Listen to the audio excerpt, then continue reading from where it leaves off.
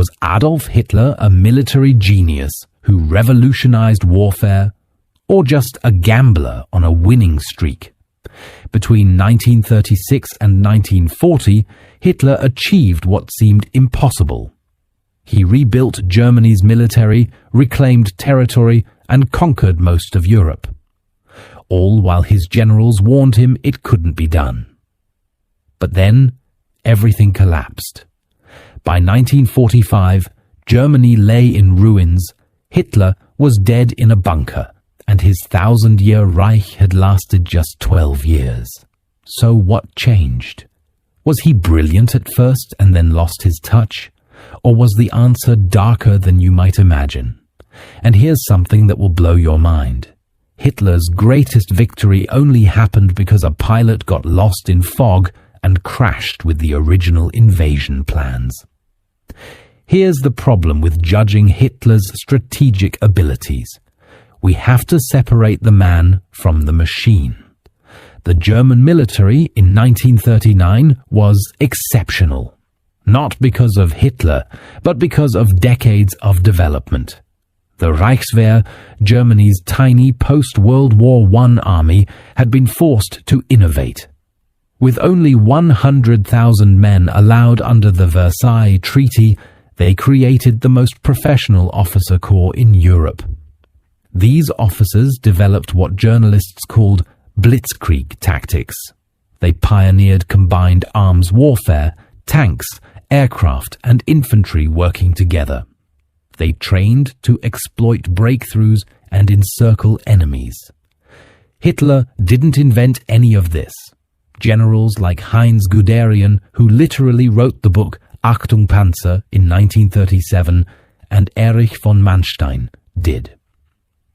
What Hitler did do was ignore the Versailles Treaty, rearm Germany, and approve these tactics when his more conservative generals hesitated. He was bold where others were cautious. But boldness isn't the same as brilliance, and that distinction matters, because as we'll see, Hitler's biggest victory came from a plan created by a general he openly distrusted and then removed from command. Before we continue, if you're enjoying this analysis, the like button really helps. Subscribe if you want more historical deep dives like this, and we'd love to see in the comments where you're watching from. Let's look at Hitler's early victories and what actually made them work. The Rhineland, March 1936. Hitler sent troops into the demilitarized Rhineland, direct violation of Versailles and the Locarno treaties. His generals were terrified. Germany had only a token force. France had the largest standing army in Western Europe at the time and could have crushed them. But Hitler understood psychology. He knew France and Britain were desperate to avoid another war. He gambled they wouldn't respond. He was right.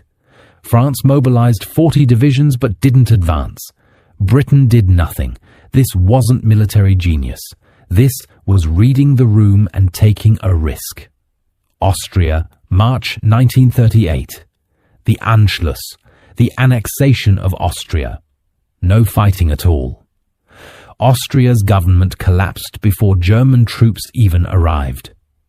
The Austrian military joined Germany willingly.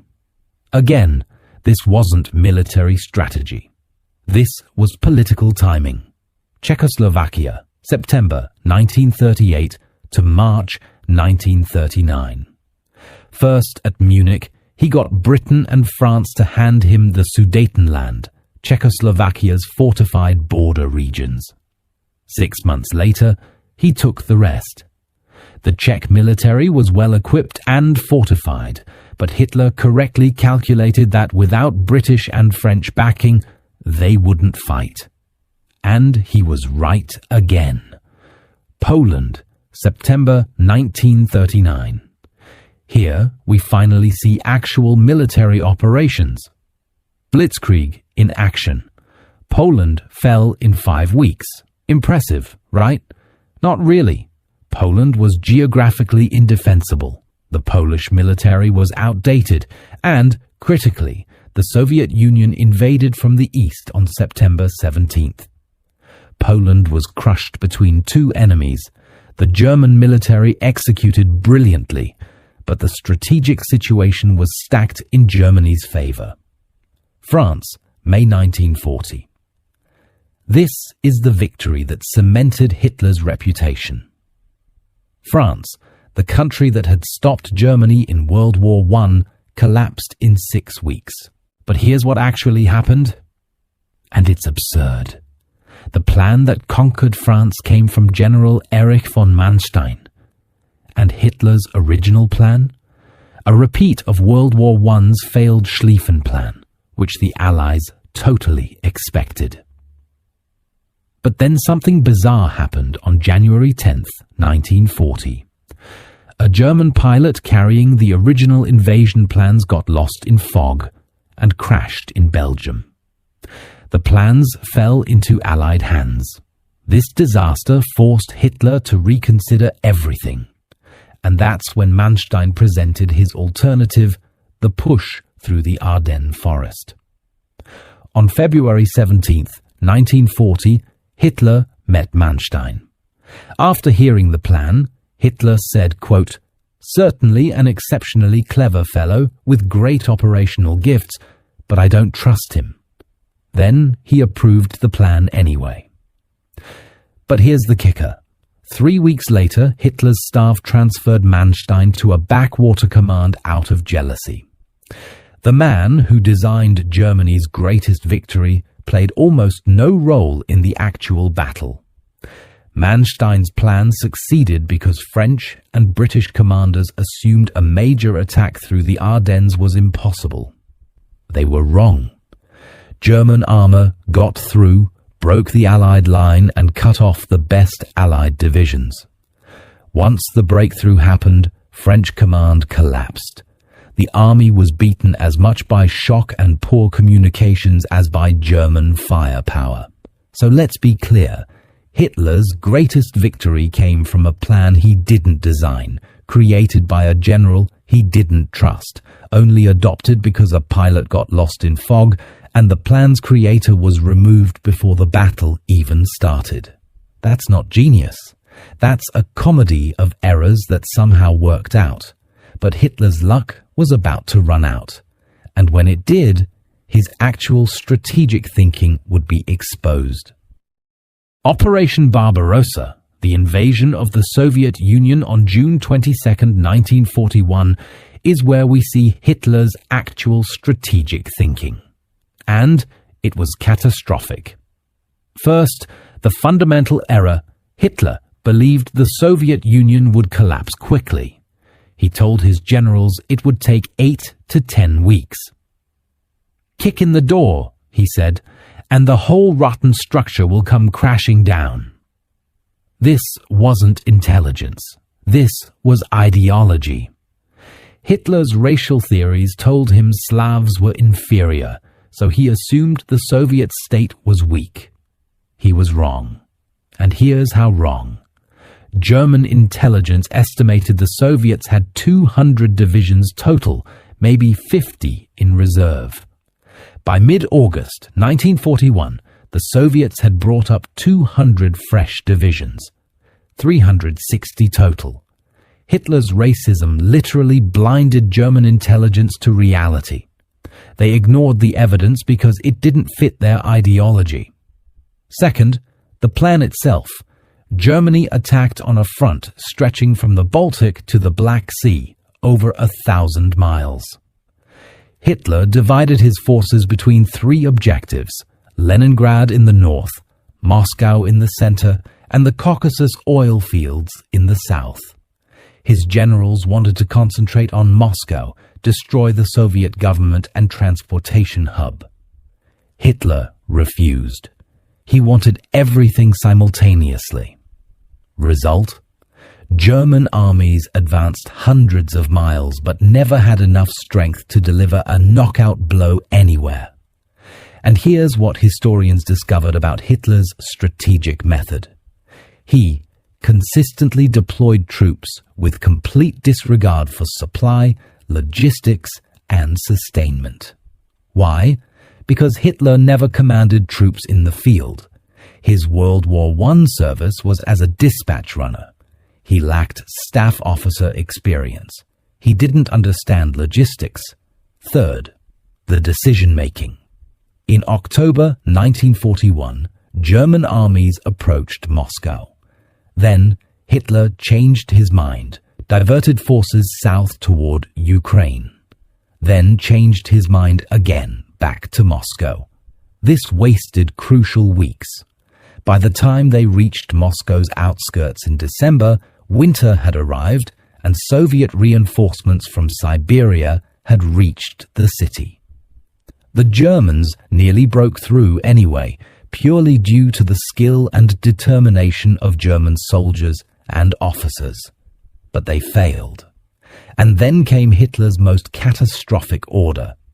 When Soviet counterattacks in December forced German units to retreat, Hitler issued his stand fast command. No retreats. Hold every position. Sometimes this worked. Often it led to entire armies being surrounded and destroyed. But nowhere was this more catastrophic than Stalingrad. And what happened there shows just how delusional Hitler had become. Stalingrad, 1942-43. Hitler's obsession with prestige over strategy. Stalingrad wasn't strategically vital, cutting the Volga River was, but the city bore Stalin's name, so Hitler ordered it taken at all costs. The Sixth Army fought its way into the city, then got encircled. 330,000 men trapped. When General Paulus recommended withdrawal before encirclement, Hitler refused. When Paulus requested permission to break out after encirclement, Hitler refused again. And then Hermann Göring made a promise that sealed their fate. Göring personally assured Hitler the Luftwaffe could supply the Sixth Army by airlift. 750 tons per day needed. Actual delivery, 105 tons per day average. Cost, 500 aircraft destroyed, including 266 transport planes. It was the greatest airlift failure in history, and Göring's lies condemned 300,000 men, over 200,000 killed or captured, starvation, disease, dysentery in the open steppe, reports of soldiers eating rats, horses, leather boots. But here's the darkest part. On January 30th, 1943, the day before Paulus surrendered, Hitler promoted him to Field Marshal. Why? Because no German Field Marshal had ever been captured alive. Hitler believed Paulus would commit suicide rather than be the first. Paulus refused and surrendered anyway. Hitler tried to manipulate suicide through promotion. It failed spectacularly. This wasn't strategy. This was a man detached from reality, more concerned with prestige than the lives of his soldiers. And if you thought Hitler's strategic decisions couldn't get worse, December 11th, 1941. 4 days after Pearl Harbor, Hitler declared war on the United States. This solved an enormous problem for Franklin Roosevelt, who couldn't convince Congress to declare war on Germany. Hitler wasn't required to by any treaty. Japan hadn't even consulted him about Pearl Harbor. But he did it anyway, believing America was already an enemy, and a formal declaration changed nothing. Except it changed everything. It united the American public behind total war and guaranteed American industrial might would be directed at Germany. Historians call it Hitler's single greatest mistake, or most puzzling decision. And just to show how much things changed, in spring 1940, the US Army ranked 20th in the world, one place behind the Dutch army with only 245,000 men. By 1945, America was a superpower fielding millions of soldiers across 2 oceans. So what was Hitler? Genius or lucky? The pattern is clear. What Hitler understood: psychology, reading weakness in opponents, timing, when to push and when to wait, boldness, taking risks others wouldn't. What Hitler lacked: realistic assessment of enemy strength, understanding of logistics and supply, flexibility, the ability to adapt when plans failed, the wisdom to listen to professionals. In the late 1930s, Hitler's strengths mattered and his weaknesses didn't. He faced opponents who were divided, war-weary, and desperate to avoid conflict. His gambles paid off. But after 1940, circumstances changed. He faced opponents who wouldn't quit: Britain, then the Soviet Union, then America. His armies were stretched across multiple fronts. Logistics became crucial, industrial capacity became decisive, and suddenly all of Hitler's weaknesses, his ideological blindness, his need for personal control, his refusal to accept reality, became fatal. The truth: Hitler was never a strategic genius. He was a gambler who mistook a winning streak for skill. When he kept winning, it reinforced his belief in his own infallibility. So when circumstances changed and his tactics stopped working, he couldn't adapt. He doubled down instead. And as defeat mounted, Hitler focused on Wunderwaffen, wonder weapons, V-1 and V-2 rockets, jet fighters, science fiction fantasies while losing a real war. He diverted resources from practical defense to chase miracles. By April 22, 1945, even Hitler finally acknowledged it was over. He told his generals, "I have no further orders to give." And millions died because of it. Here's the uncomfortable truth. German generals helped create the Hitler as genius myth after the war. Why? Because it was easier to blame everything on Hitler's interference than admit their own complicity.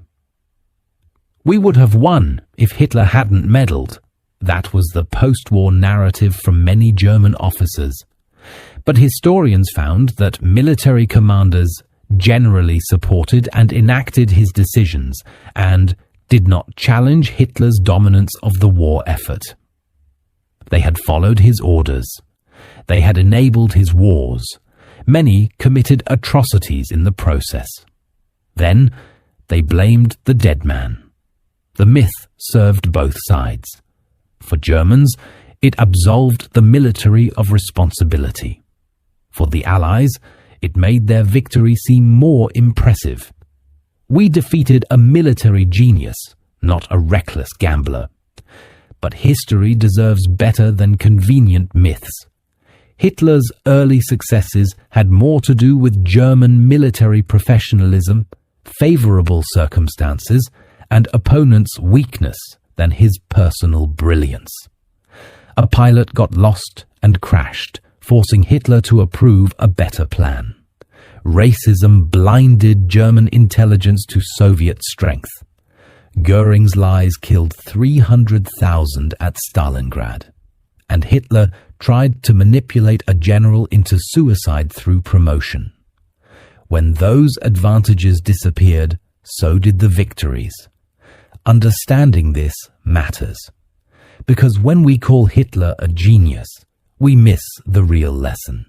That systematic failures, political, military, and moral, can enable catastrophe even without brilliance at the top.